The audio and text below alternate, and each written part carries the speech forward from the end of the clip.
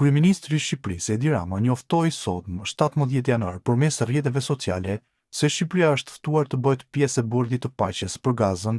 një iniciativë ndërkombëtare e ideuar nga presidenti amerikan Donald Trump. Në postimin e tij, Rama shpreh se ndihet tepër i nderuar nga ftesa personale dhe i konsideruar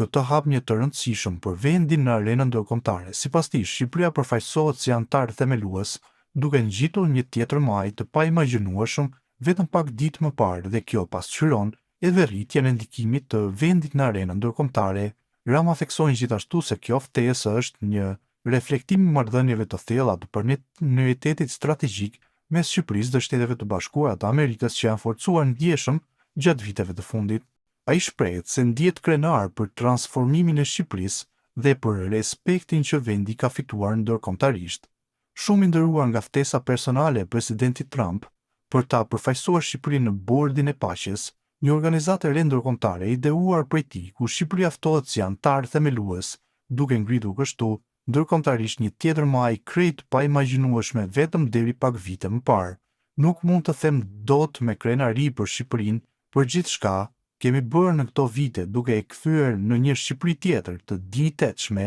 e të respektuar botërisht si asnjëherë, e pa diskutim, edhe për nivelin ku e kemi ngritur marrëdhënien e partneritetit ton strategjik me Shtetet e Bashkuara të Amerikës, duke u ftuar me respekt e vlerësim krejt të posaçëm nga presidenti Donald Trump për të bërë pjesë e një bordi ndërkombëtar të krijuar e kryesuar prej atij vetë dhe për të punuar së bashku me të, shkruan Rama. Bordi i Paqes për Gazën u shpall nga Donald Trump si një organizatë ndërkombëtare me qëllim promovimin e paqes dhe stabilitetit në rajonin e Lindjes së Mesme.